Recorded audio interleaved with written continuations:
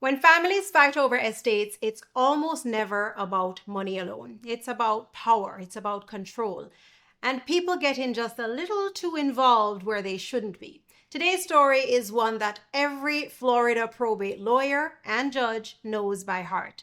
And every family with even a little hint of drama should pay attention to. This is the Florida Supreme Court case that changed probate law forever. It's about whispered conversations, gatekeeping, and a daughter who crossed the line between helping her mother and controlling her. This is in re Estate of Carpenter. I'm Attorney Otto, a Florida estate planning attorney, and on this channel, I break down real Florida court cases, the ones that sound unbelievable but are absolutely real, so you can protect your family from the same legal disasters. So here's what happened. An elderly Florida mother knew her time was limited, and she wanted to put her affairs in order. Now, she had several children, but one daughter stood out, the one who helped the most, the one who was always around, the one who everyone trusted. Now, at first, her helping out looked harmless. She scheduled appointments, she coordinated meetings, she made sure things got done. But slowly, that help turned into control. This daughter selected the attorney who would draft her mother's estate plan. She attended discussions about the estate plan. She relayed information. She answered questions that weren't hers to answer. She coordinated witnesses. She knew what the will said before it was signed. She was present at the signing, and when it was all over, she kept possession of the original will. Now, when the mother passed away, the will heavily favored, well, you guessed it, that one daughter. Now, the other siblings, they were furious and they were stunned. So they went to court, and here's the legal problem that Florida courts had to solve. Because in normal families, everyday families, children do help their parents. And sometimes if you're the one who lives close by, you're the one doing most of the legwork. They drive them to appointments. They sit in meetings. They take notes. So when does that change? When does it change from being help to undue influence? The Florida Supreme Court made something very clear in this case. Undue influence doesn't have to be loud. It doesn't require threats. It doesn't require force. Sometimes undue influence looks like over-involvement or control or gatekeeping.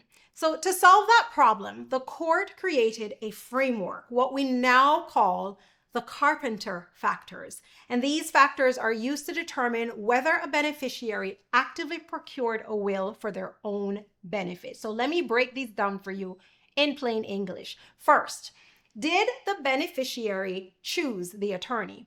If you're picking the lawyer who's drafting a document that benefits you, Florida courts will get suspicious. Second, was the beneficiary present when the will was discussed?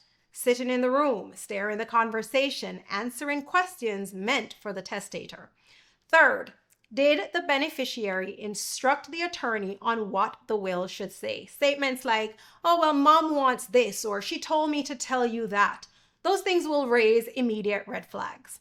Fourth, did the beneficiary know the contents of the will before it was signed? If you reviewed the document before your parent executed, that's going to matter.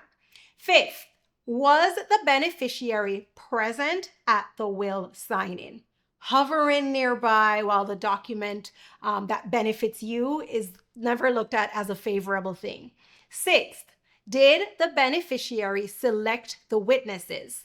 Because choosing the witnesses is like recruiting your own cheerleaders that are going to vouch for you.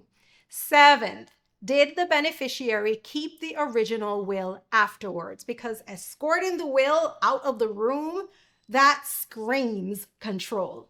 Now, here's the legal bombshell. When enough of these factors, the Carpenter factors, are present, Florida law will now presume undue influence. That means the burden of proof flips. The beneficiary must now prove that they did not influence the will, and that is an incredibly high burden to meet. In Carpenter, the daughter checked too many boxes. The Florida Supreme Court ruled that she was not just assisting her mother, She was orchestrating the estate plan. She was directing it, controlling it. And because of that, the will did not reflect the mother's independent wishes. The result, the will was invalidated completely. The estate was redistributed, and family relationships were permanently fractured. This single case became the blueprint for how Florida courts analyze undue influence, even 50 years later. So, what does this mean for you?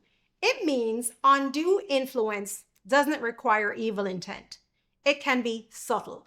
It can look like love. It can look like help. A child who becomes the gatekeeper. A caregiver who inserts themselves into every decision. A beneficiary who helps just a little bit too much. Florida courts don't look at excuses. They look at patterns. If you want to protect your estate plan, safeguards matter. So use an independent attorney.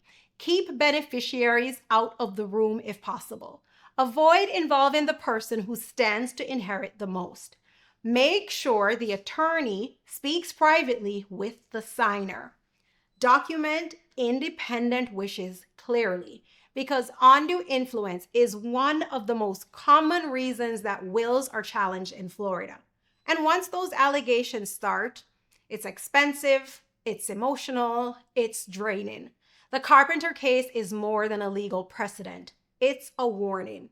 If you're helping an elderly parent or drafting your own estate plan, make sure that your wishes are protected, clear, and free from the appearance, even the very appearance of undue influence. Because if you don't, your family could end up in court. Your will could be tossed out, and your legacy could go somewhere that you never intended. I'm Attorney Otto. Plan wisely, live confidently, and I'll see you next time.